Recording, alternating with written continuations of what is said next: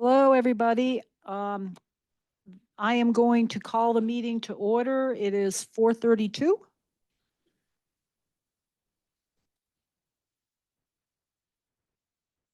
Brian Wolf is here to help us get started. And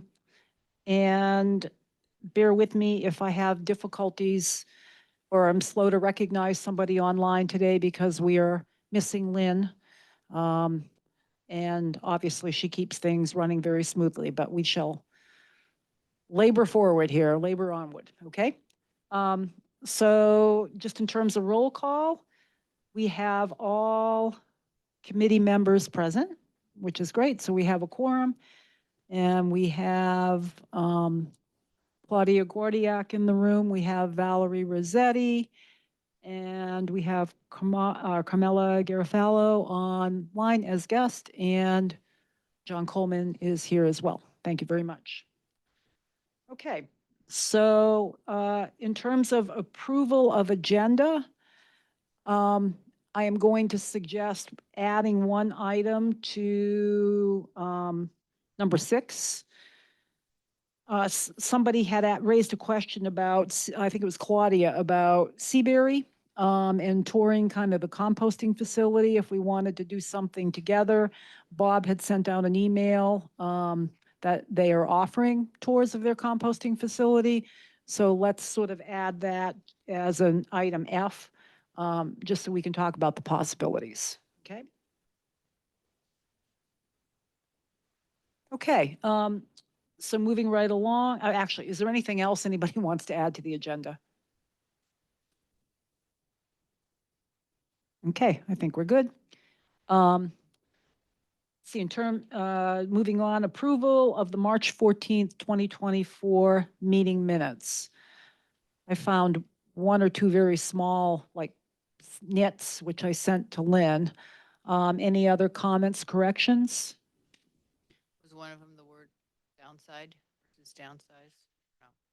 Maybe, just say where it is. Just suggest a downside of bus fleets. Okay. The issue of the meeting to the Board of Ed, it should be done soon. Okay. I can't recall if that was one I caught, but thank you. Anything else?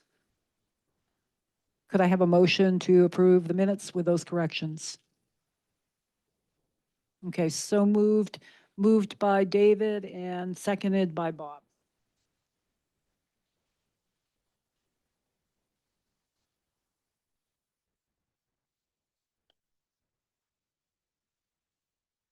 All in favor? Aye. Any objections? Yep, that's an aye, right, Zelene? Okay, so the minutes are approved. Okay, so under old business, the first order of business is to finalize our priority action list for, the next 1.5 years roughly. And again, these are more guidelines because things always pop up and sometimes things fall off. So we'll be flexible about that. I would like to suggest that we use what was on page 6 of your packet. This one pager suggested categories for CEC priorities 2024. Then the document that we had used when we were looking at the CROG PCAP, that is more of a background document that this was compiled from.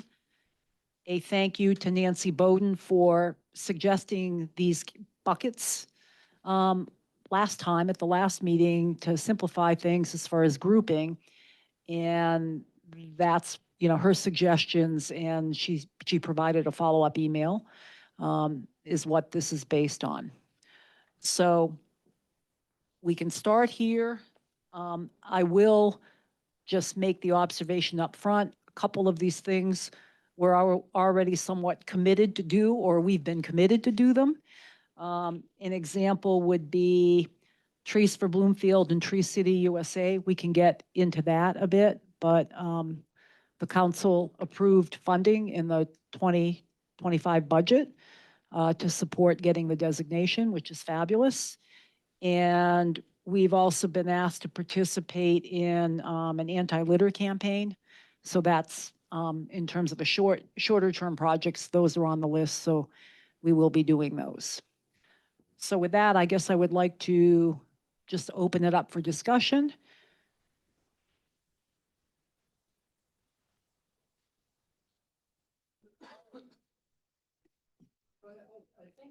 Can you speak into the mic? The questions you need to, we need to decide then, okay, what are the action steps to take? And action steps to take for the mosquito management, I think will be pretty clear. Action steps to take for Tree City, we'll discuss. But for instance, what's the action step to take for the composting initiative?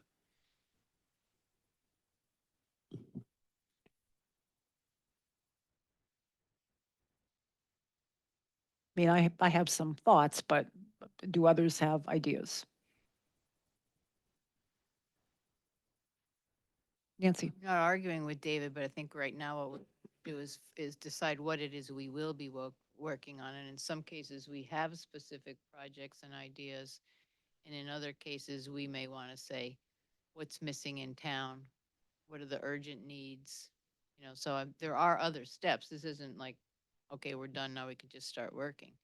But I think we wanted to be sure we got, well, it's kind of a combination of focus and throwing a wide net. You know, what are all the things that we think we should be doing as a committee? Right. So I don't disagree with with what he's saying about trying to figure out, but and that in some cases we already know the answers, but in some cases we don't. But I don't think we have to do that tonight, but I think that's next. Okay. Other comments, thoughts? Jessica? Do you have comment? No comment. Not yet. Okay. Yeah. One thought or one comment I will make just with respect to the food waste issue is I think there is potentially an opportunity to collaborate with the schools on that and to think about what we might do townwide.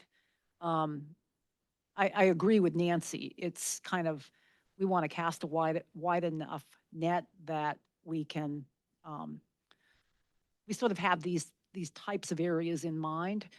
But again, you know, following up with the schools is something that we need to do regardless because we had a good opportunity presenting to the Board of Ed. They were very receptive, but you know, what are next steps? And I think the potential for more actively engaging students will probably be next fall. But we're going to need to start planning or having a conversation with the superintendent potentially or others that are designated to get an idea of, you know, what might be good for them from their perspective. So this is an area that might be of interest in terms of student engagement. I did try to, you know, put a couple parenthetical comments in there. Safe ways to school, bike-friendly town, East Coast Greenway, I have that there because that's all kind of important. Those are priorities we're continually kind of trying to look at. I do think in a lot of instances we'll play a supporting role. Bob had sent these micro grant opportunities from DOT along, and they also went to the Trails Committee. That got forwarded on to Dave Malesko, who was doing some grant application work. So I think it's more trying to keep those connections going and make sure that we're, you know, facilitating as much as we can and taking an active role when we can, but also passing along information to the right people who are more immediately working on those things. So let's maybe just take a look at number one. Is there anything on here that you think doesn't belong on here that we should, you know, spend less time on? I know bird safe measures, that resonates with Zelene, and she had emailed me today that she had attended a program, and I'm sorry, Zelene, you can share some of the details, but that had some good information about dark skies. And there may be some things that we can do around that that are good. Do you want to comment? And you'll need to take yourself off mute. You're on mute. Yeah, my computer's not working that well.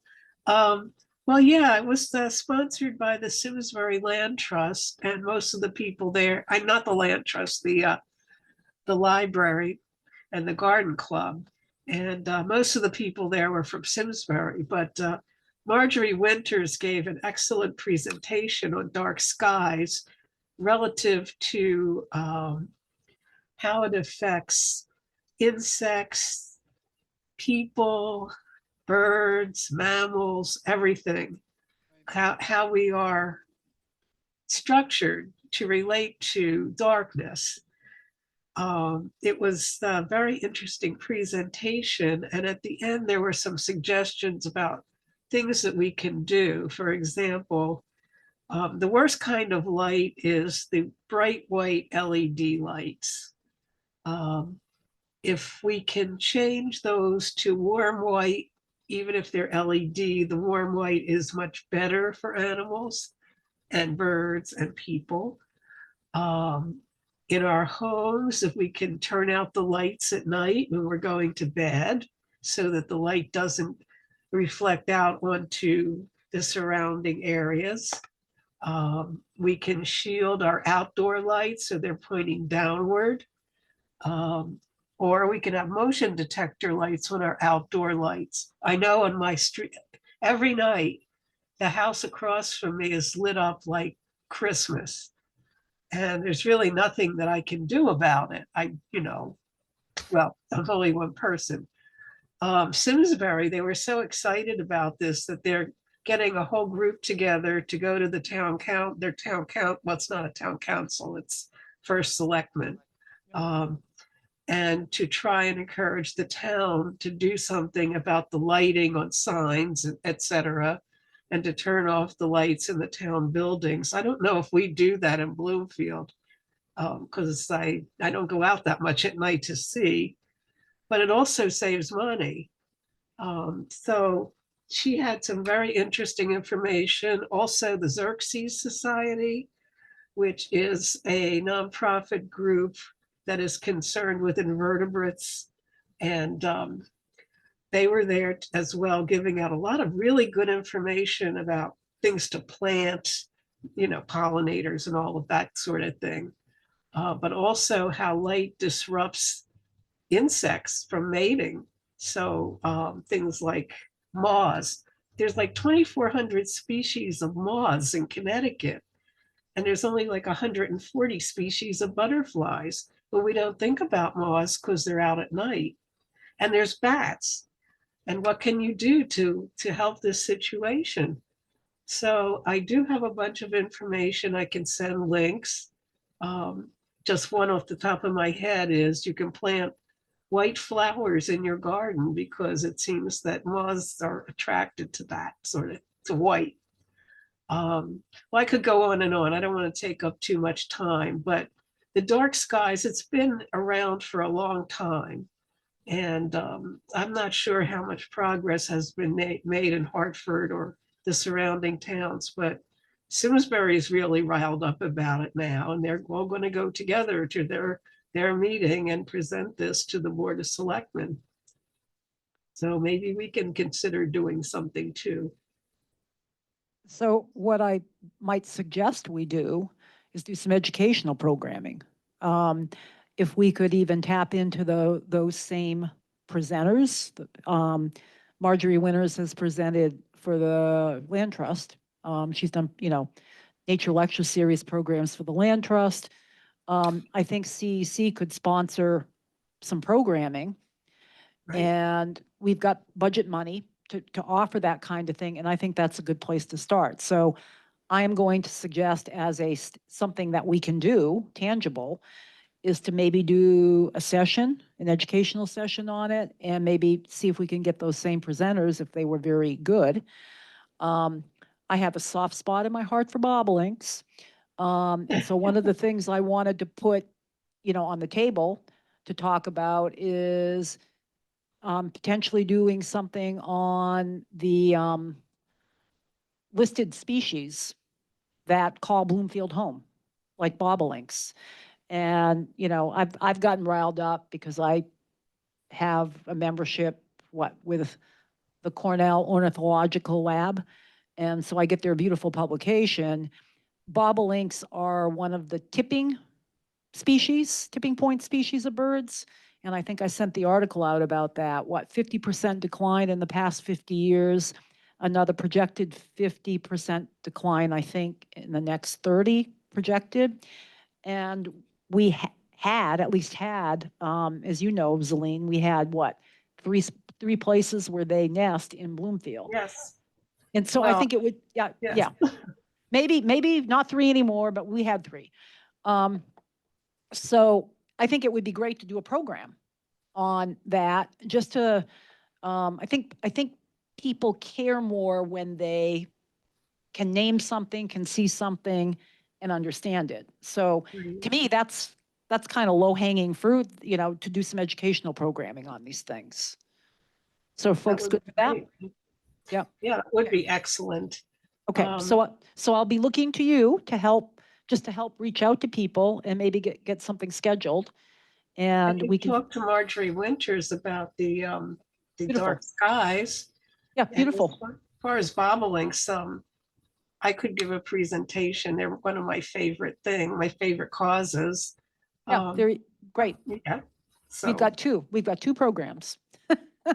Dark skies and, no, because that's the place to start, I think, is to educate people. So other comments? I see people leaning forward like they want to say something. Well, I just generally, I think most of the things under nature-based could be looked at for educational series, Yep, not unlike what the Land Trust did in the past. yep, absolutely. Yep. So folks good with what's under nature-based solutions? Okay, I'm not seeing any objections. Yeah, go ahead. Nancy? It's a yup, okay. Okay, so let's just move on to the second category. This again is more, a little bit moving up, we're moving up from 100 feet to maybe 1,000 feet. And a little bit kind of broader, bigger initiatives. Electric generation, renewable energy, efficiency, and affordability. Areas to be included in this category: electric vehicles, solar on municipal buildings and schools, where that makes sense. Municipal electricity usage update, which, I think that's just kind of baselining in some sense.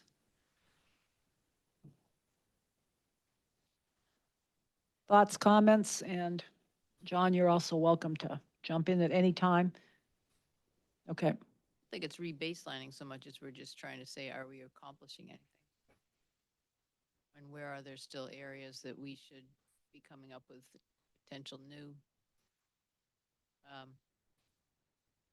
initiatives? Okay. Because I've forgotten how the data looks because it's been a while, but there must be a way to say, well, are our efforts resulting in anything? And if so, great, let's celebrate it. And then where are we not making any progress that we need? Is there opportunity here that we should be reaching out to some other thing? And again, it could already be in these other Right. things like the plan of conservation development or legislation, whatever, just kind of like, how are we doing? John?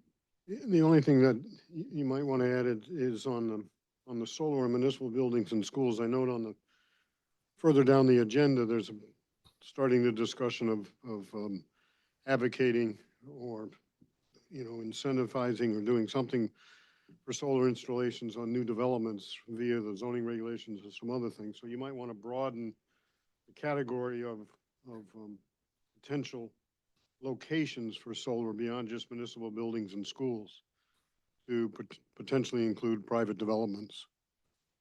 So we can add private developments. And I'm looking forward to having a discussion on that. Bob keeps bringing it up, so it's time to have a discussion about it. Thank you, Bob. Not now, but we'll get there. So we'll add private developments, okay, to that. Yeah, just add private developments. We can get into it. Claudia? I would like to bring up something that I'm a little worried about, which is how do we communicate our advice as an advisory group? We are good at thinking what our advice is and articulating it and prioritizing it. But how do we communicate it to what we're supposed to be talking to the town council? That's who we're officially advising. But I think from some of the experiences that I've had recently, some of the commissions and committees don't necessarily know all the things that we're advising or that we may have actually turned into recommendations or stronger. And I think we need to do something about that. I don't exactly know what, but don't want our advice to just be shared among ourselves and maybe leak out a little bit here or there. So I would suggest what we want to add is just a general statement about, kind of like under nature-based solutions, we have CEC should support community awareness.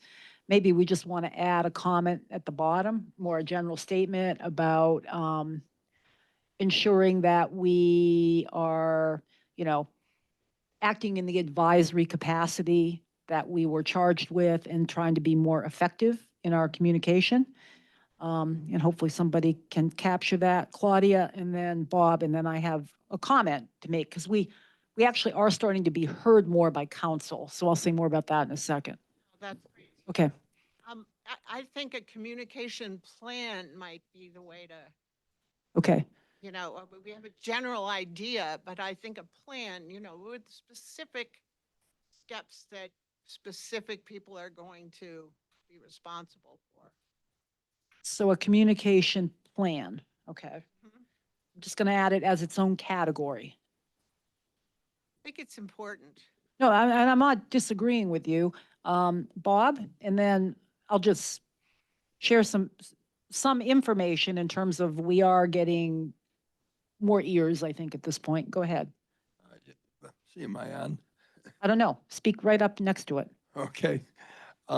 Two things. One might be at all the council meetings, include in any report from CEC what the immediate recommendations are for pursuing projects. The other quite immediate is possibly getting in the plan of conservation and development, some Okay. direction as to further our recommendations. Okay. So, good comments. Just so everybody is aware, and the only reason you're not more aware of it is because you've been flooded by paper lately. So I haven't flooded you with more paper. Beginning in December, but the first meeting I attended was in January. One of the council subcommittees, the one that used to be Public Health and Safety, is now Public Health, Safety, and Environment. So the first, I can't even remember, Tuesday of every month? Monday of every, Tuesday maybe? The first Tuesday of every month, I attend that council subcommittee. I attend that council subcommittee meeting, which is chaired by Councilor Cindy Lloyd. And it has, I don't know, I think it has 5 council members on it. And so I have an opportunity to report out on what the activities of the CEC are. And that just started. That's a brand new thing. Okay. So I submit a written report. now that it's been brought up and we're talking about communication, I'm going to send you the 3 report. April was canceled, so I will send you January, February, March. So the good news is there's that. I don't think that there's really much of a shot of us being on the council agenda every month. I mean, our charge, my charge, and you are all welcome to attend this meeting. You know, the subcommittee meeting, you're all, anyone's welcome. It's a public meeting. I think Nancy attended one of them, as I recall. Actually, Yeah, yeah, it's, you know, hybrid option, so it's good.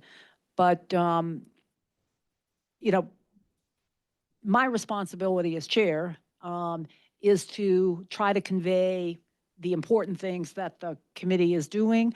I will make a point now going forward to copy you on everything. As I said, this all sort of started when we were in the middle of doing our planning, looking at the CROG, PCAP plan.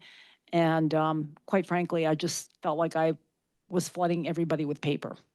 So they're one-page reports. I will share that.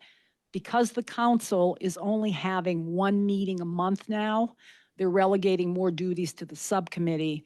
So that's why we actually have the good fortune of a place to report out on a monthly basis to the council through that subcommittee. So we can do more in terms of communication and making sure we're kind of getting the word out there, but we do have an opportunity. John, did you want to say something? Couple of things. One, I'd just like to reiterate, I think your chairman has been very effective, I believe, in advocating and recommending on the committee's behalf, not only with the council, but with the staff. She has frequent and very positive interchanges with myself, with Director of Leisure Services, Director of Public Works, on an ongoing basis. Obviously, she did the presentation with some of you to the Board of Education. The TPZ will more than welcome your comments. So we just received the draft of the POCD, and there will be some public forums on that, and we would welcome input. I am sure that if at an appropriate time that's mutually agreeable to all of us, that the commission would welcome a direct presentation to them at one of their meetings, which are now going hybrid as of this evening.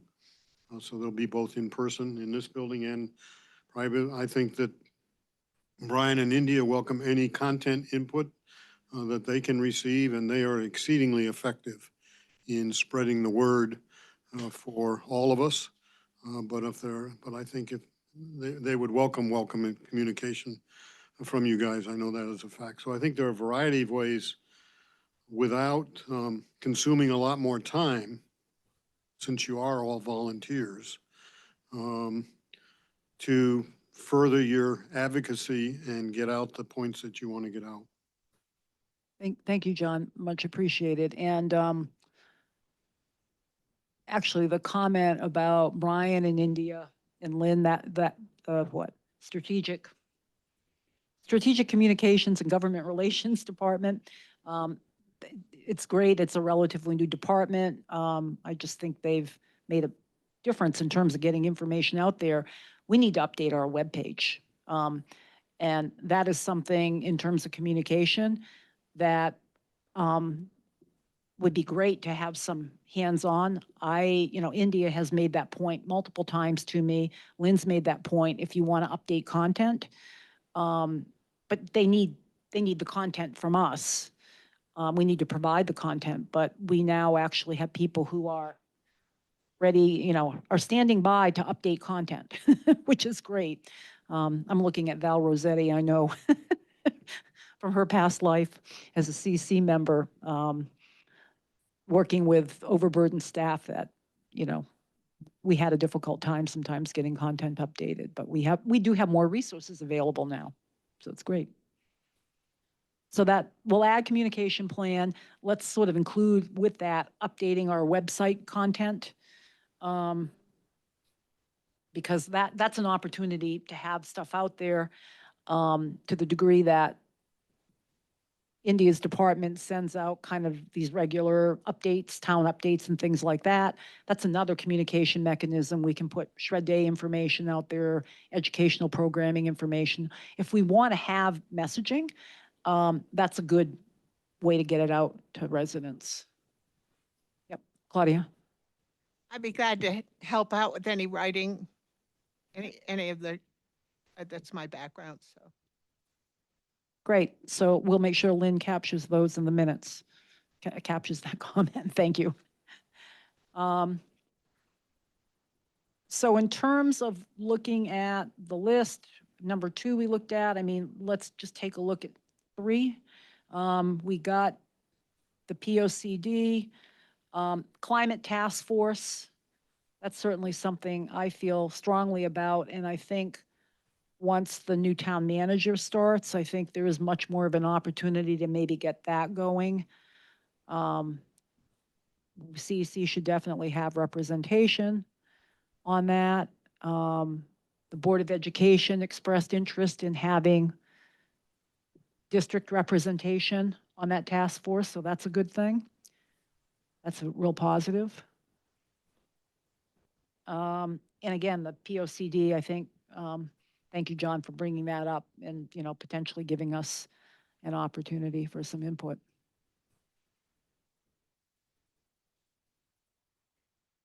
Anything else here, or are we pretty okay with this list as amended?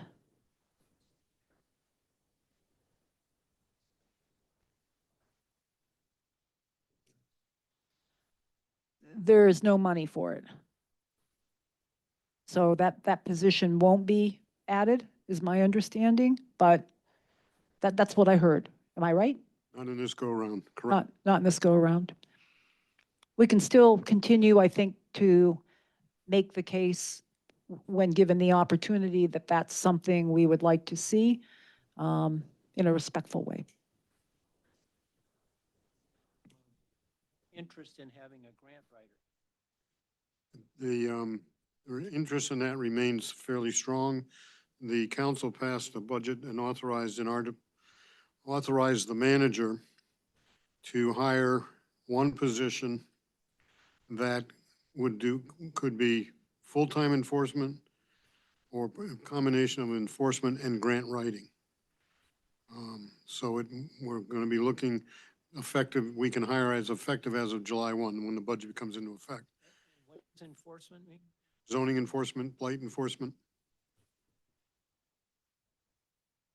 So they will try to find somebody that's good in both areas. That will be our initial intent, yeah. Assuming has to get still sign off from the incoming town manager as to exactly what he's comfortable with and what he wants to do. But the flexibility is there for him to do that. Sometimes various committees have strong enough interest in going after grants that they will work on it themselves, but they need to have a consultant that can advise them how to go about it. Yeah, grant writing can be an art, and I mean, we have a number of people, you know, that have worked on grants and done grants, and the incoming town engineer is a very effective grant writer, particularly in the transportation field, all aspects, roads, highways, walk, pedestrian, multi-use trails. And just as an aside, over the next 2 weeks, the town Director of Public Works and I will be preparing a grant to implement the last southern section of the Greenway. Great. We think we have a good opportunity to get it, and we think that there's an opportunity that the local match will not have to come from the town. Good. So that's positive. Clearly, volunteers can write grants, but having somebody on staff who is trained and is good in terms of kind of grant management and reporting and all of the things that go with it, that would be a great thing to have. So, okay. So are we good with this at this point? And we can use this as a basis for guiding what we're working on. And I think in terms of more immediate kinds of things, we've got plenty of things we can work on. We good? All right. Anyone online want to say anything before we move to the next item? Okay, great. Good discussion. Okay, the Board of Education meeting, next steps. We're through budget. We're through the budget season. You know, I think the next step would be to follow up and try to set up a meeting with the superintendent more to talk about how to move ahead and what specifically what areas of interest that pertain to CEC initiatives the district is interested in working on. I know a group from Trees for Bloomfield is having a follow-up meeting with the superintendent. They've met once. A lot of the focus there is sort of doing tree planting, but they're talking about other things. And I just want to take the opportunity, since we had a good reception, to have a follow-up conversation with the superintendent and talk about kind of how to go about next steps and maybe how to get situated for doing something meaningful for the next school term, and what we need for lead time and what we need to do for planning. Thoughts on that approach and who's interested in joining me in that endeavor? Multiple issues. There are multiple issues with respect to the school now. One is transportation, one is composting, one is education, one is curriculum. And I'm assuming you're approaching the superintendent with all four of those, or with one of them, or because all were discussed when we presented to the school Right. board. So what I would like to do is approach the school board with all of them. I want to talk about climate task force, having representation, because they specifically asked about what they could do to encourage that. And they are interested in, they are interested and glad they have that we have an energy plan, I think, and that's something they can look to as well. That was, I'm just going to say it, probably a good investment of $3,000 from the manager's contingency fund to add the schools in to that energy plan. And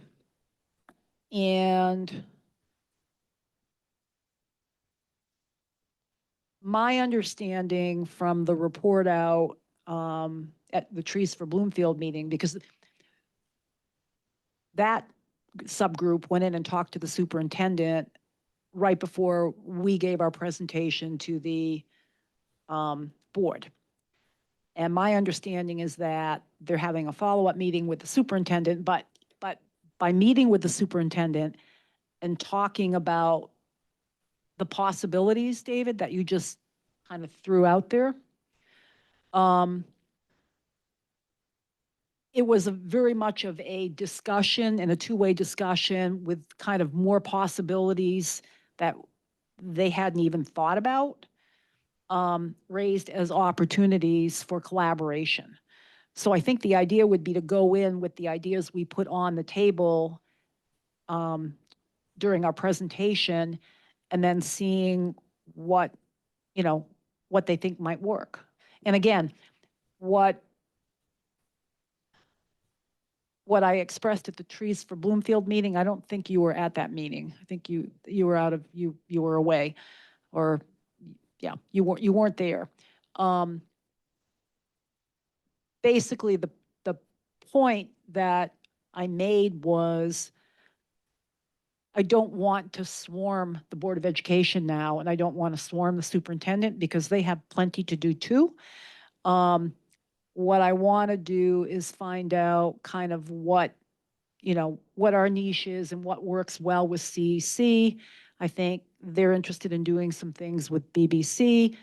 They talked about community service. Trees for Bloomfield is obviously an overlap. Certainly things involved with climate change and the required educational program, educational programming in the schools around climate change. To me, that's much more of a CEC area that, I think we could add some value potentially.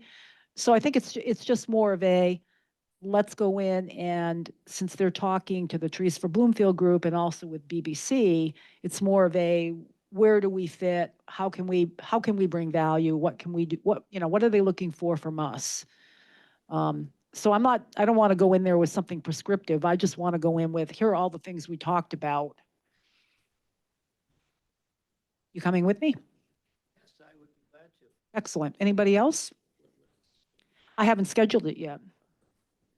Okay, good. That's great. Who else?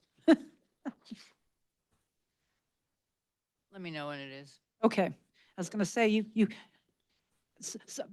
many of these committee members and friends mention this, so I'm happy to have company, The interaction with the schools, we're being invited to have that, so I think we should.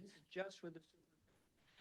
That's what I'm looking for. Yeah, I just want to set up a follow-up, and it's like, what, here are the things we talked about. What are the next steps? How do we engage? Yeah, because one of the next steps might be try to get the parent-teacher organization involved in some of the issues. Exactly. Yeah. Yep. So Bob, David, excellent. Anyone online interested? Okay, well, we got 4 of us to start, so that's good. So I will suggest, I'll throw something out there to the superintendent and see, what comes back, and maybe we can firm up a date in the next week or so. Search. Superintendent. Yes. Is That's what I know is yes. the present superintendent a candidate? Do we know? That's not something I really know and am prepared to talk about here.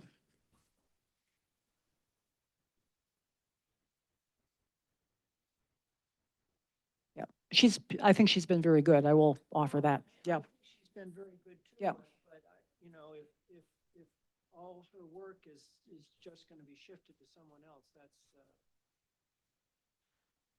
My understanding. has to be dealt.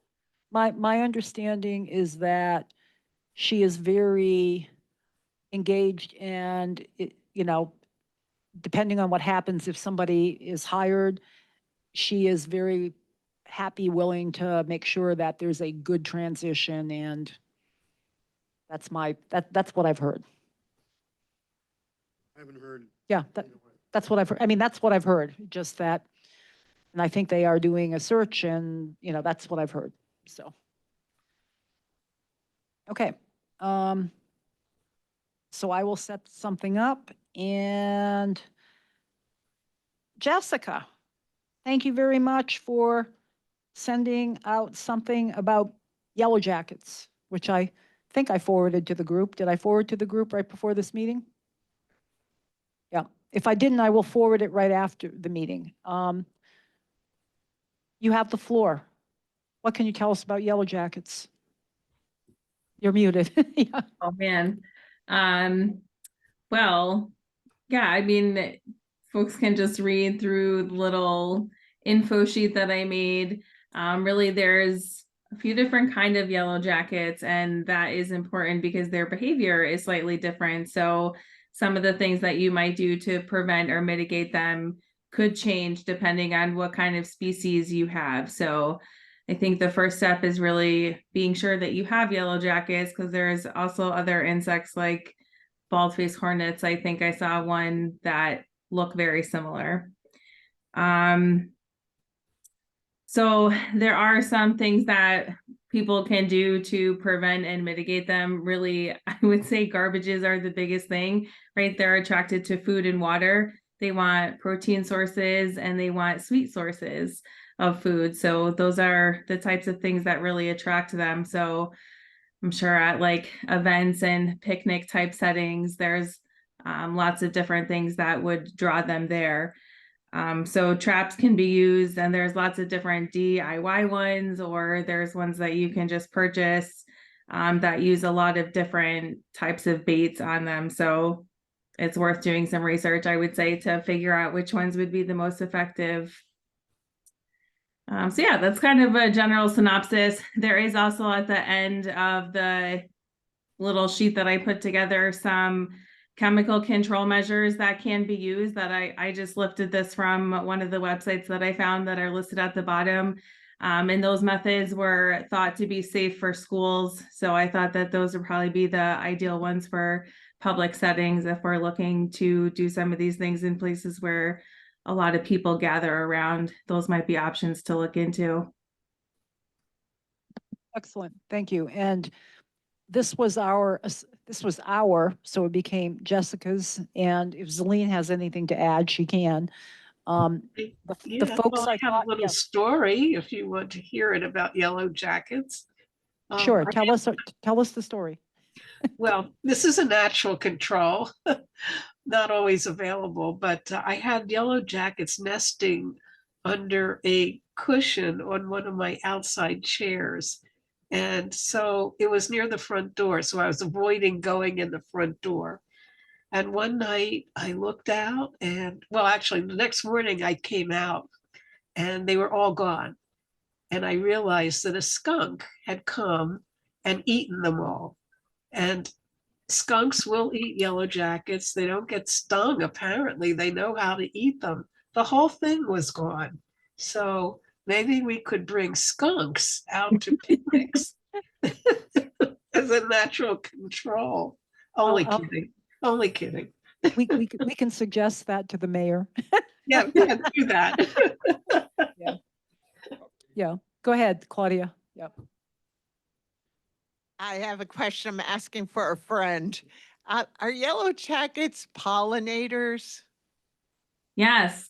Yeah, so they're generally considered beneficial insects, although they can sting and they are known to be somewhat aggressive, especially trying to defend their hive. So they'll chase people for for feet.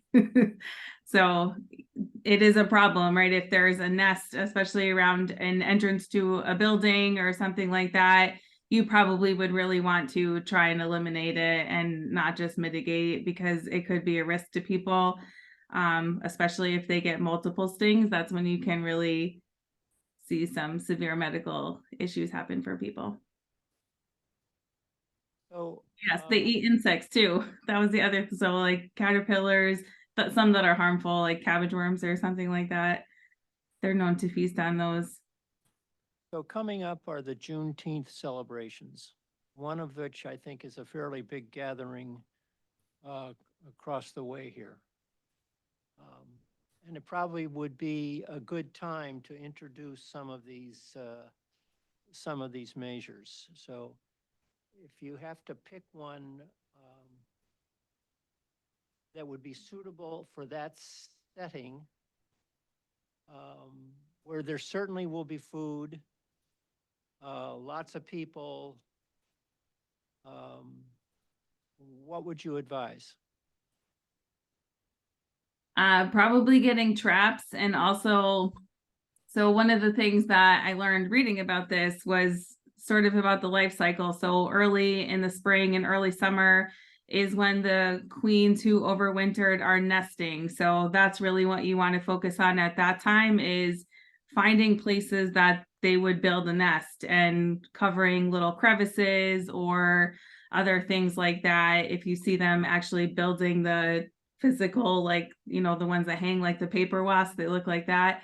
Kind of using something to spray that to get them to not be in that nest anymore. And then as the summer progresses, there's more workers. So your focus would really change to trapping the workers that are out foraging and looking for food for the larvae and things like that, so that you're sort of preventing the hive. Then you're just mitigating population. Like that's really what your focus is at that time. Does that make sense? I don't know. I think we're going to need an educational session on yellow jackets. It's all in the paper. Just read. Just read the paper. Yeah. No, that could be the first one we do, really. Yeah, well, with that, That's, that, you know, Be some action here. okay. Well, there- I would think, so my haven't recommendation, gotten to there. actually, I think it should be about, well, insect identification in general, right? Like, they're not even bees, actually. Yellow jackets are wasps. So it's like an important consideration, and they're often confused. So knowing different bees and what their behaviors are might be really helpful for people, especially since some sting, some are aggressive, others aren't. So a next step in terms of an action, I got this from Jessica today. Great, it's great. It's got a lot of information in it. The next thing I'm going to do tomorrow is distribute it to the task force that the mayor put together for this anti-littering campaign, because she wants to launch this campaign. One of the key items was kind of improving, it's an anti-litter campaign, so obviously improving what's being used for trash receptacles and things like that. So I want to get the information out there. The educational component of this, or the action steps, may be more kind of working with the relevant town staff, like Dave Malesko, who's the one kind of putting together the summer program, and getting this information to him, and then maybe seeing if there's something else we can do. We may want to be taking a targeted approach. Your point is very well taken in terms of Juneteenth, even summer concert series, any of the events we get going, celebrate Bloomfield. I Yeah, move that we buy some traps with a label presented to Bloomfield by the CEC. we don't have any money anymore. As an Just example. so you know. We can do that once we get into our new budget season. We're spending the rest of our money on buckets of doom. Just Split it. split.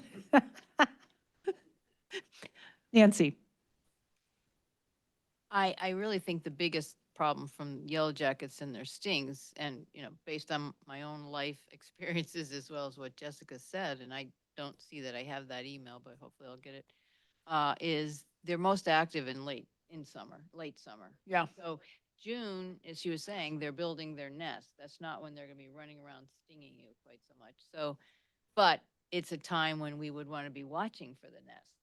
So we would want to talk to Public Works, to Town Rec, to ourselves, whoever, watch for anything being built in, near public buildings, just kind of keep an eye out for them. And when you see a bunch of them starting to fly around, see if they seem to be going into the ground in the same place, which indicates a ground nest. That's my biggest fear personally, especially in parks and things. yep. So we're doing, a prevention and an eradication where appropriate. You don't have to kill every yellow jacket that you ever see. If they live in the woods, let them alone. But, and then in late summer, yes, I think by the time you get into July, August, for sure, the concerts, celebrate Bloomfield, whatever else is happening late, that's when we want to be prepared by then to know how we want to mitigate them showing up to, hover around food, not just trash, but actual food that people are trying to eat. And how we're going to do, and that may be, by then maybe we want to deploy the traps. that we Right. talked about in Yep. appropriate places. So I think it's a staged in thing once you understand the life cycle. Right. of the insect. This is a good start, though, in terms of having some information. So thank you, Jessica. That's very helpful. I am going to send it out, and I'm actually expecting, probably in the not too distant future, another meeting in terms of the anti-litter campaign, where we will talk more about specific steps. So stay tuned, but, good discussion. These are good ideas, and we can certainly take an active role in trying to target certain audiences as far as information. Can I say one thing though? Absolutely. If it is decided to use any kind of chemical means, most of our native bees are ground nesting bees. And if someone does not know the difference, if they're not well educated as to the difference between a ground nesting native bee and a yellow jacket, that could be very upsetting to me and would be not a good thing at all. So education is key. Yes, absolutely. And actually, this is why we were invited to be at the table in part for this anti-litter campaign and why we were tasked with bees and finding out about bees because there is recognition of their value and the fact that many are pollinators and, that's a good sign. It's like the Yeah, mayor's comment was, we don't want to kill all the bees. So good.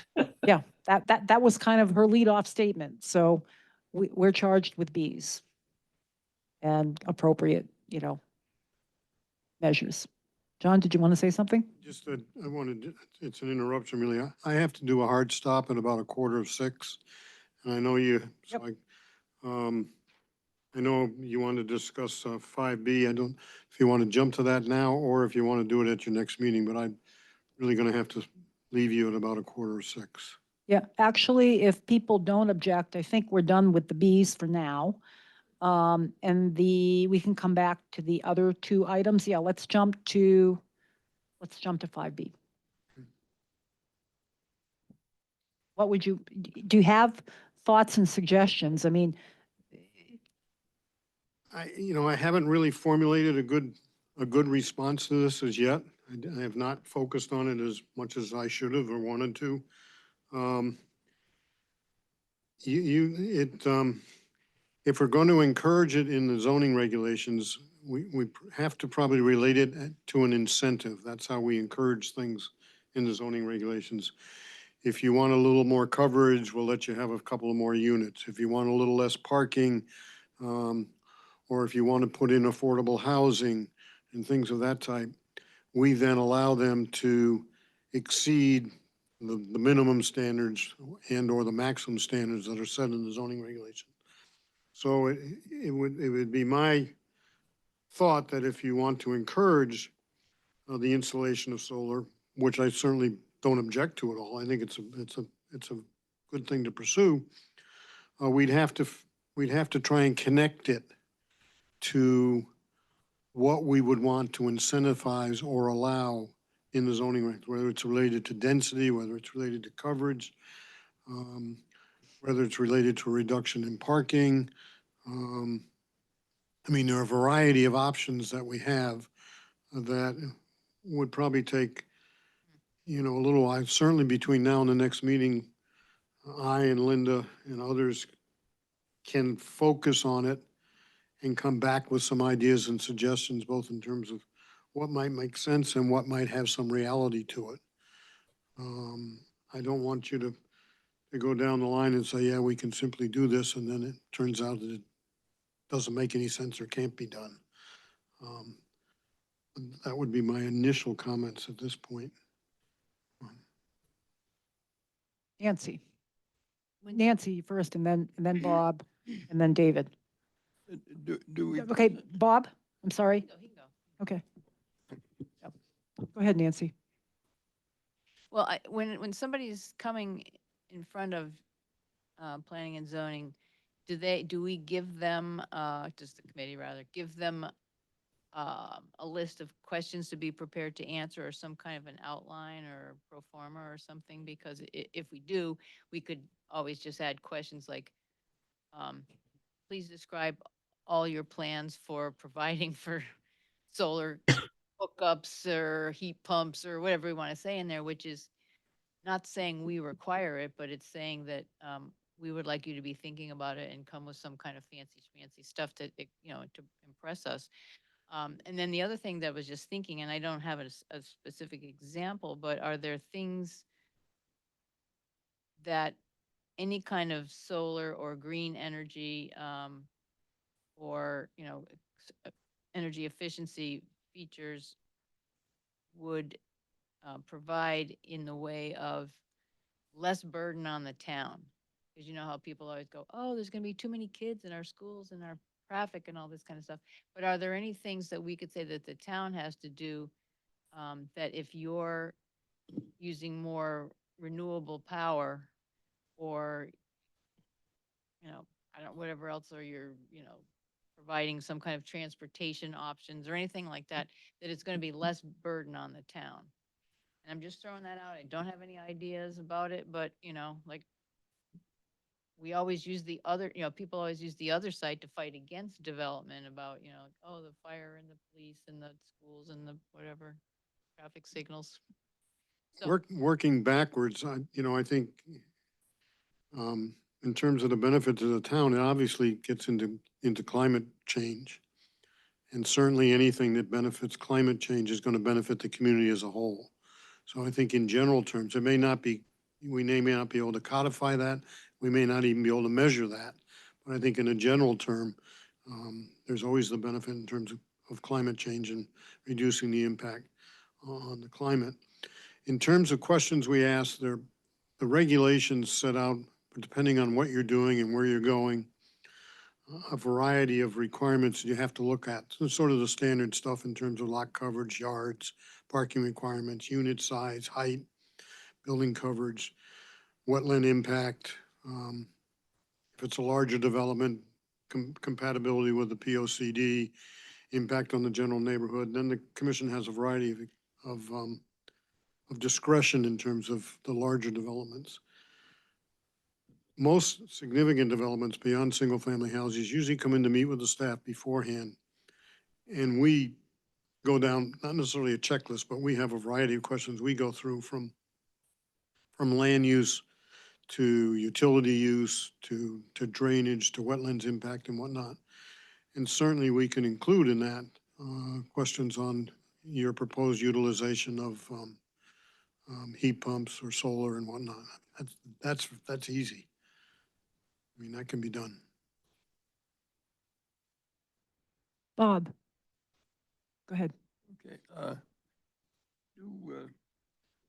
I don't know, I haven't seen lately of any projects that we've granted, they've asked for tax abatements, but could not it be a fast rule that if you're going to be considered for a tax abatement, that certain things be included in the project, such as multi-use paths and solar and solar. That's a difficult one. Tax abatements go before the council. And the town council has in place a policy related to tax abatement. And mainly tax abatements as a general rule are offered to those where the development in itself is going to incentivize additional development in the general area. For example, Heirloom Flats was given a tax abatement under the supposition that it would incentivize additional development in the town center and help revitalize the town center. And it has created more, you may or may not like it, but it's created more residential development. Or it's used to attract a particular business of commercial, of a commercial or that the town wants to attract when it's in competition with other communities. Probably would not get into their source of utilities. Maybe we should concentrate on getting something in particular into the plan of conservation and development that a goal that future development include renewable power. You certainly are well within your right to suggest that, given when the opportunity arises, hopefully soon, for you to make a presentation or certainly do your comments at a public forum. David, did you want to say something? I kind of support what Nancy's saying and what you said in your second version, rather than giving them something for solar. I would say, Bloomfield has an energy plan, an objective that's stated, that's approved. They're working on environmental issues. We're very conscious of this. So in your list that you give to people, I like that much better. I don't think, they don't need to be given anything. They need to feel the responsibility because in the long run, they're gaining. I would not disagree. Actually, I'll chime in. I like what, I mean, I like what everybody said. To Bob's comment, generally with tax abatements, I know the council has a policy, and I think the idea is, it's kind of like what kinds of, what kinds of development are viewed as desirable that will bring more. And ultimately, what you're looking at is having increased tax revenue, so there's that piece to it, which, hang on. And I do like the comment about sort of the energy plan. And I think we should all feel very proud of having that energy plan. That energy plan has been mentioned a couple times in a very positive fashion. I think it was mentioned in terms of Standard & Poor reaffirming a AA+ rating because we have a plan. I mean, even having a plan, we need to implement the plan. And I understand it was mentioned by the consultant doing the POCD that it's good that we're kind of ahead of the game a little bit in having such a plan. The plan addresses specifically what town operations, because that's what we have control over. But to the degree we can be reducing greenhouse gas emissions from private development, yeah, absolutely. It really is. I mean, yeah, people should feel a moral obligation to be doing some of these things. Go ahead, and then John. Maybe some possible wording. Yep. In both POCD and P&Z regulation is development should contribute to the town energy plan and goals. Just the notion, yeah. Try to get 'em to lead 'em on. Yep. Sometimes all you really need to do is get them to look at it, and it'll pay for itself if they'll just look at it. Absolutely, I agree, and I think it's a good way forward, and we will pursue that. True, if we're reducing greenhouse gas emissions from town operations, including the schools, but then all the private development is sort of countermanding everything. We're sort of not gaining ground, so that's a good suggestion. Good. Okay. So are we in a good place for now on this? Anyone else want to chime in? Okay, good. Something for next time. Oh, yeah, no, it'll stay on the agenda. It's not going away. Thank you. Apologize for having to Yep. excuse myself. Yep, thank you for attending, as always. Okay, let's just jump back up to mosquito mitigation under old business. I have a meeting set up. I'll confess, I haven't done anything since I last reported out, apart from the fact that I have set up a time to talk with Dave Malesko next week at 10:30 in the morning on the 16th, which is Tuesday. We're just going to start talking about like what it might look like. We voted last time to allocate some money for, buying the dunks. A suggestion was to approach Lowe's or Home Depot and see if we could get buckets donated or potentially get discounted price. I have not done that. Does anybody have connections with Lowe's or Home Depot?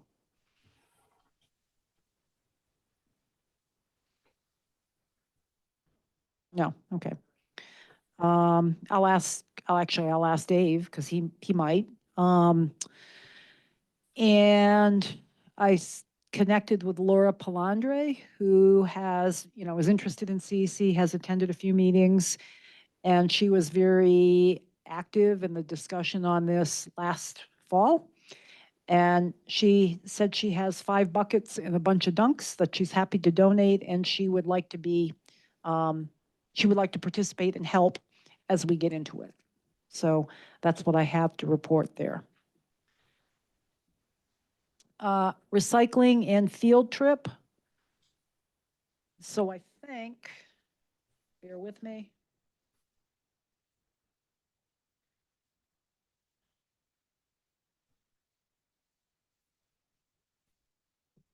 think a bunch of us are going.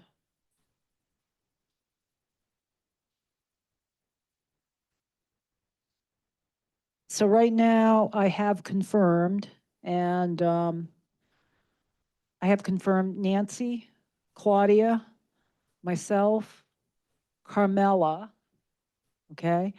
Lynn Wiesel, Jessica, Zeline. Did I get you, David? David. Dave and David.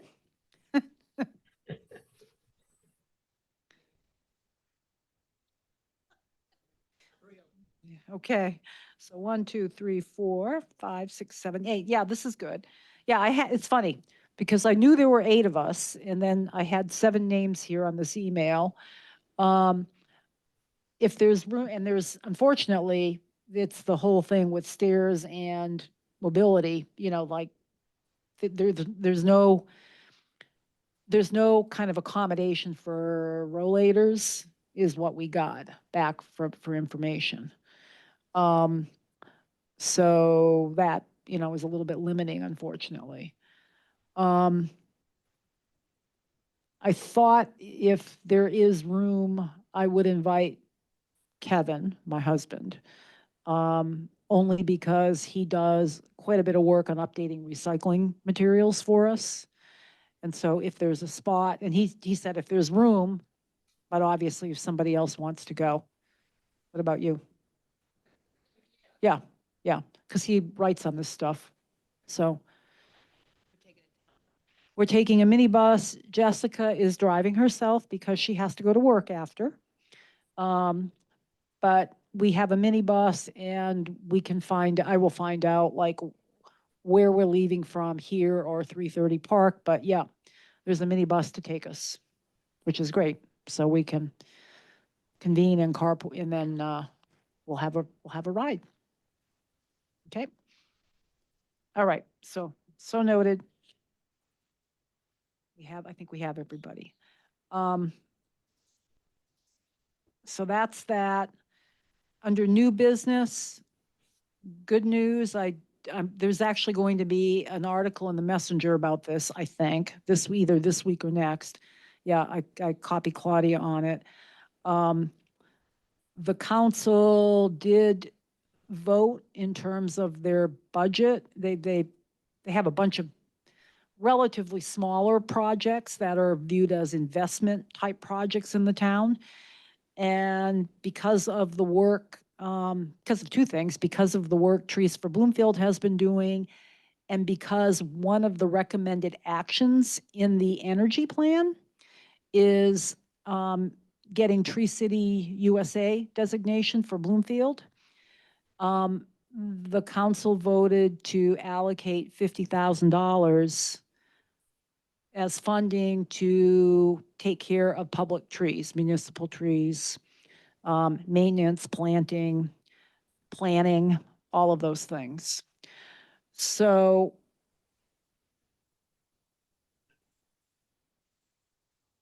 the mayor asked me to put together a plan, which is a good thing, just in terms of a timetable, what's involved for the steps in terms of becoming designated.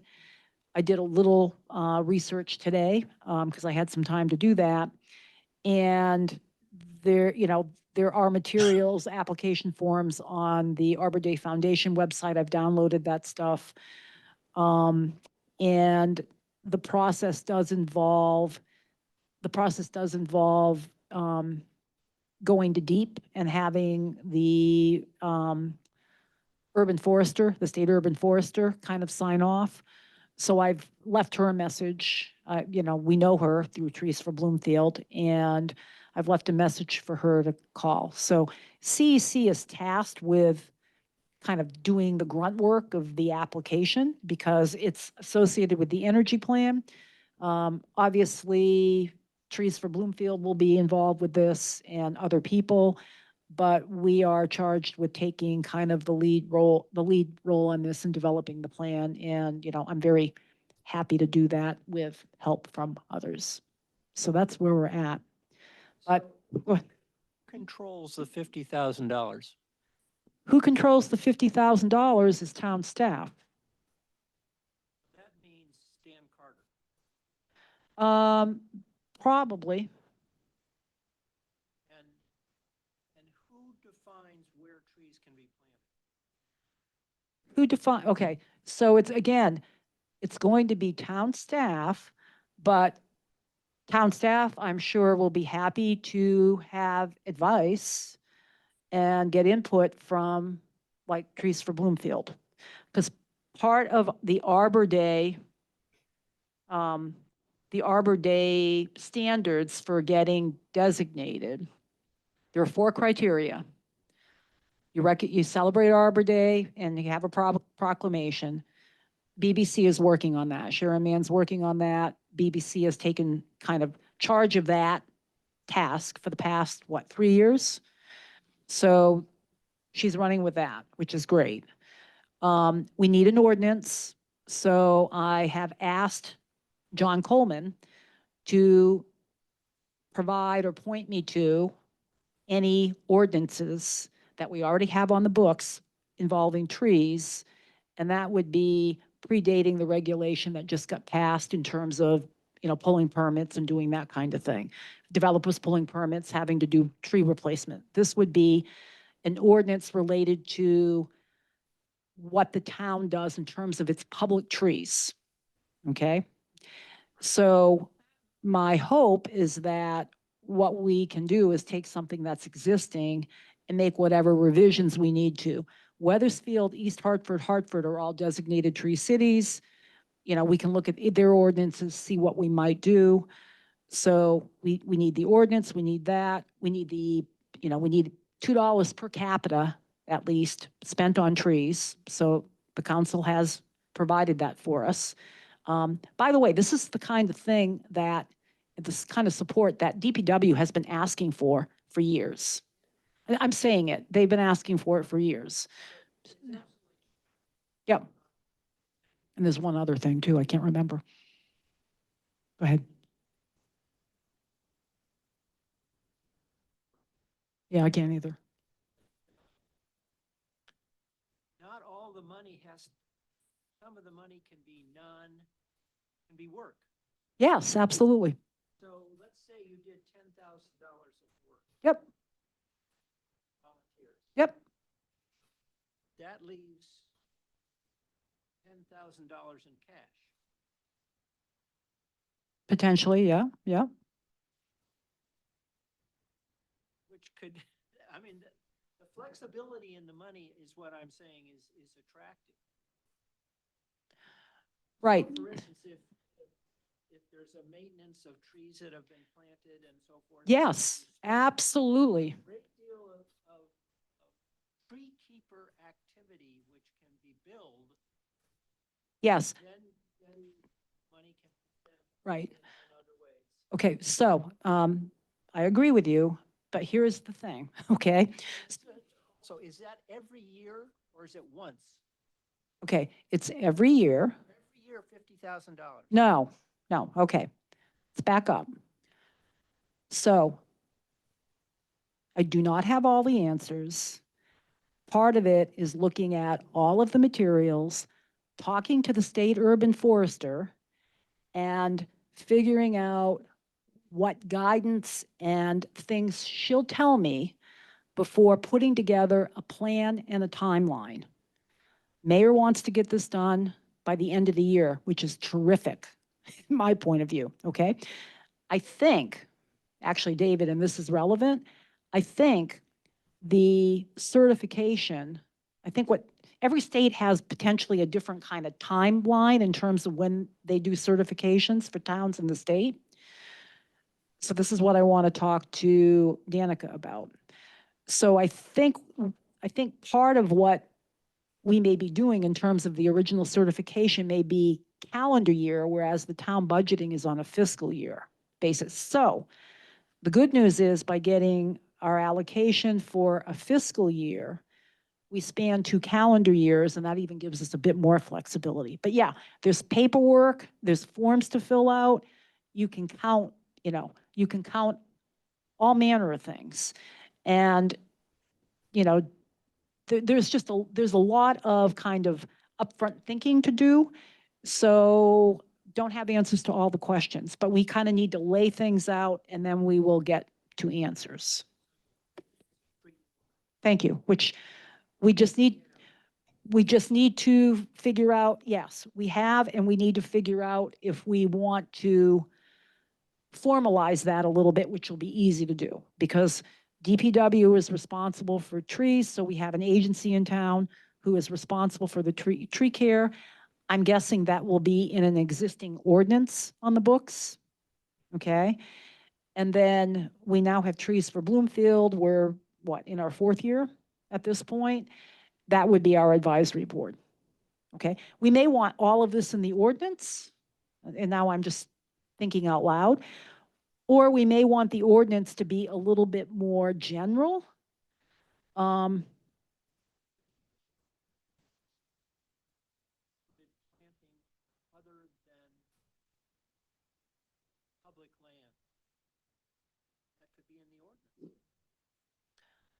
It could be in the ordinance, but in terms of funding, in terms of Tree City USA funding, what they want tracked is what money is being spent taking care of town trees, not trees on private property. Doesn't mean you can't spend money on private property, on trees for private property. I'm asking how solid is that? How rock solid is what?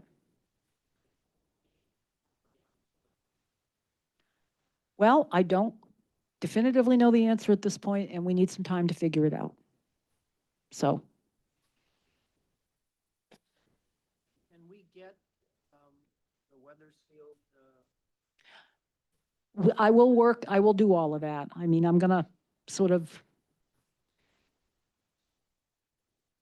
take this, I'm gonna take this upon myself to gather information as a starting point. So, but yes, I'm gonna look at Weathersfield. I think we've looked at Hartford before, which is gigantic. Trees for Bloomfield did that. But I think Weathersfield, probably even more so than East Hartford, would be probably more relevant. Much simpler. Much simpler. What, which examples are you talking about? Sample tree ordinance. Yeah,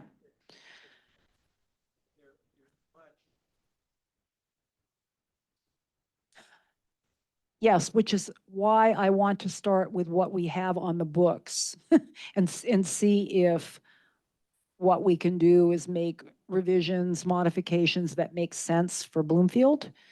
And, you know, we just want to make sure it's going to pass muster because ultimately the urban forester for the state has to sign off. I think has to sign off. I mean, part of the paperwork and part of the application is her reviewing the materials. So I think for today, Is that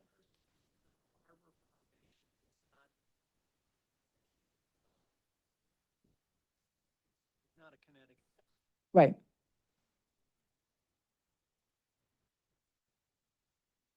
I mean, yeah, it's like it's like I Googled Connecticut Tree City USA. There is a page that comes up on Deep's website about it and kind of like what the general timelines are, who you contact. I called and left her a message. She is the first person that did a program, a webinar for us for Trees for Bloomfield. So, you know, and she's on the Connecticut Urban Forest Council, I believe. So we've interacted with her before. Yeah, there's like 23, and Weathersfield, East Hartford, and Hartford are the 3 closest. And actually, they, as of 2022, 2 of them had been tree cities for 27 years, and 1 had been a tree city for 29 years. Yeah, so I mean, you know, this is good news. We need a plan. I want to collect information and find out what we have available, and then we'll sort things out. So, but it's great news, and you know, it's good. It is good.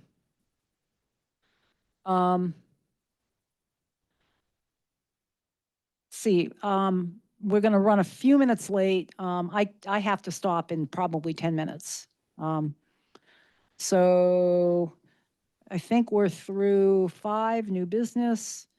In terms of announcements, yeah, actually, there's not, the most substantive thing there is the legislative updates. Nancy? All right, I'll keep it short. It will come out with minutes. Yep. I sent an update this afternoon to Right. Paula and Lynn. Lynn's not here. From the list that we have from last month that was also attached with the packet for today, most of those bills, no, I'd say, no, that's not true. Half of the bills have gone on to the various calendars, either the House or the Senate calendar, which presumably means at some point they'll be brought up for floor discussion and a vote. That doesn't always happen. You'll see in the update that some are marked no further action or no further action this year, because they didn't get put on a calendar. And at this point, with 4 weeks or less left, a busy session, they're not probably going to happen. If it changes, I'll let you know. One thing that we've discussed a lot here that is a disappointment is the neonicotinoids bill. And I know that came up in a lot of discussion for insects and birds and the whole food chain, really, if you think about it. But the bill was not that great anyway, so I don't think the environmental groups went out of their way to try to get it reported out. And that may be why it died in committee. That it just didn't accomplish much and it didn't accomplish any of the right things. There are 3, at this point in the list, we had 3 big bills. Senate Bill 11, which is about municipal resiliency planning and broadening town options for, for planning for climate resiliency. That is that the governor put forward. It's on the Senate's calendar. Might be something you might want to check into or write your senator, whether it's Slap or McCrory, to support. Also, the governor, with regard to solar on schools, that's also a governor's bill, and that's on the House calendar. Could write to Bobby Gibson. Hopefully that would be an easy sell with him, but basically it talks about school projects and construction and stuff where they're going to be looking for state funds in particular, which is always, including some kind of solar feasibility where appropriate, and some extra funding that would go along whenever there's solar being added or EV charging or any of those things. And also, interestingly, to ask PURA, which is the utility regulatory Authority. public utility. I'm like, oh, public utility regulatory authority to develop a program. They call it a docket, but basically a program that would encourage schools to be looking at adding EV charging and looking at their HVAC systems to maybe go toward heat pumps, et cetera, et cetera. So he's using the lever of state funding for schools to try to get that pushed forward. And so again, we could encourage Bobby Gibson to look for that bill and support it. If you're interested in the environmental rights constitutional amendment, it is not on a calendar yet. So I don't know if that means it's not going to go anywhere this year, but you could certainly write to McCrory, Slap, Gibson, and ask them to look for it and to encourage that either the Senate or the House bring it up for vote. I think both houses have to vote, but if they don't have the votes, they might not be trying to do it this year. Other than that, you can look at the list. If there's anything that grabs you, you could call the appropriate person, and PFAS is one, the rodenticides one. Some of them, when I say, if you look at the list, I said sent to appropriations, that means there's money involved and they have to decide if they're going to support it with budget, or how much it might cost, et cetera. So There's a fiscal bill, right? yeah, and I think that they're basically going to just pass the governor's bill our budget pretty much the way he presented it. I'm not really up on that, but there was some kind of discussion of this is not the year when we're going to increase our spending or something. I don't know. So I don't know if that means these are in trouble or not, but We can send the list out, I guess, sooner than minutes if we want. So Yeah. if you're inclined to write an email to any of Yeah. your representatives, Senator, you, I think I did forward your email to the committee. Yeah, yeah, oh, you did yeah, today? yeah. I didn't do the Yellow Jackets. I will send that out as well as to the anti-littering task force. Point is that we're down to Yep. the end and it's pretty clear which ones are going to have a chance or not. And if you want to speak up, go ahead, do it now. Okay. What else? Yep, okay, get a mic, please. Thank you. I've never known how to do any of this. It's really great to have instructions and clarity. Actually, Val wants to say something. Can you? Yes, two. Oh, Yep. well, I just wanted to thank everybody for continuing the work. I was curious to hear, I didn't, and I haven't been following the meeting, so apologies, but has Sustainable Connecticut dropped off the face of the town map in terms of accomplishing some of these goals? And the other thing I was wondering, has the in tracking energy, it always had and continues to be had to me that this very sophisticated energy tracking program, which both the town and Board of Education facilities managers were trained in for free by the University of Connecticut, seems to have also perhaps dropped off the map. I don't know, but both of those seem like it would be great to re-engage them. So, I can comment on that and other people can chime in.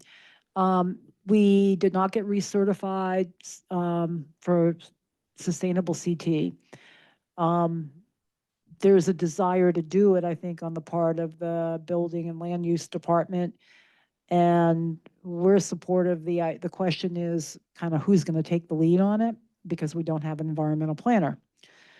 So, and I think the feeling in terms of John Coleman's feeling is that we've probably done enough to get silver certification. We probably have enough. We've probably done enough. So it's just a matter of, someone doing it. So there's that. So yeah, it has kind of fallen off. In terms of energy usage tracking, I was disappointed when I kind of looked back at our energy plan. I don't think kind of portfolio manager data was used. Yeah, like I think the consultant, we got what I think was a good plan for the amount of money we spent on it. But that's part of what I think when I think about revisiting kind of our town energy usage. What you just brought up is the question I want answered, like, is it still out there? Are people using it? Can we use it? What do we need to do? Because that was a great resource and that there's a lot of work to get it done, which because you were one of the people working on it.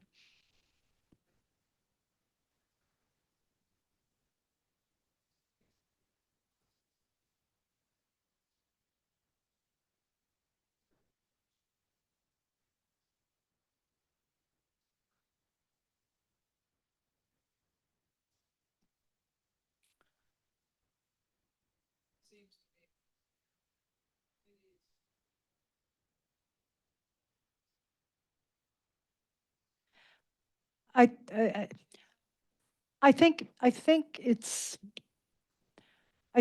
less a matter of buy-in. I think there's recognition of the value of this. I think it's a matter of capacity. I really do. And I mean, this climate task force, the climate task force, the energy plan calls for the town manager appointing the task force and having, basically directors or their designees on the task force. And I'm not even sure CEC is mentioned. And I think there would be, I think staff would love it if CEC just was the task force. I mean, we don't have we don't have all of the expertise, skill, time, capacity, everything else. We want to be involved and we can facilitate, but, yeah, so we're still fighting that fight and we will continue, I'm sure, but, no, I mean, I think, I think we continue to get stuff done. We keep on keeping on. Nancy, do you want to say something? Well, I mean, I think this is tied very directly to the whole question of the environmental planner position. Yeah. And, Yeah. it didn't come up in budget. Well, maybe it did, but, not in any kind of prolonged discussion way. And, so I think that that's our challenge. Yep. Between now and next, January, February, I don't even know when. I think that's when departments put their budgets in. Yep. And I think we want to build the strongest possible case for what that person can do. And, not necessarily that that person should be carrying the weight of the entire town's efforts, but without that as a driving force, as a staff person who's watching things, who's watching goals, who's watching timelines. And, and John's been great, but he's got all kinds of stuff he has to do. And I guess he's interim anyway, I forget. But, that's, I think that we go out full force with just, and maybe get other people. If we've talked to the school board, if there is a climate task force, I mean, we all just show up relentlessly. If we can get people to show up for renaming streets and gyms and things, I think we can get people to come out in support of the climate and resiliency in this town, because I think there's a lot of gaps that we could bring up, and I don't think we're paying enough attention as a town to the risks that we could all of a sudden have. Name your climate catastrophe that has skipped us so far but could show up next year. So, I mean, I just think that's where we need to go with that. And I actually said, oh, what's the point of sustainable Connecticut? 'Cause I actually don't know that much about it. But John said, oh, no, we need to do it. Yeah, So did. he might want to know that, he wants to do it and he thinks it's valuable. So there is also support within the town, but it's just been a tumultuous year for everybody Right. the town. And hopefully, new town manager starts the first week of May. I mean, we need to get there. We need that. And I will be in meeting with him, as soon as I reasonably can. So, okay, if no one objects. Okay, Dave Hager moves to adjourn at 6:09. Do I have a second? Bob is seconding. Okay, I assume everyone's in favor and no one objects. So thank you very much. And we will see you sooner rather than later for the field trip. So, okay. All right. Good night, everybody. Good night. We know anything about Seabury, or that's still in the works? Oh, I'm sorry. You can send it out. Yeah, no, I mean, Oh, you wanted to ask? yeah, and I have to go because I have to Yeah, we get can do it home. next week. But I think the options were we could try to do something together or schedule individually, right? Well, yeah, well, I don't think they'd like to give a tour for one, but if 3-4 people get together, I want to go. And I want to brag about how great Seabury is in the green news. so we got two. Yeah. They already have a swell head. No, they're really great. Yeah, I mean, they have an anaerobic digestion. My goodness. So, We've just started collecting All right. from all the residents. So what was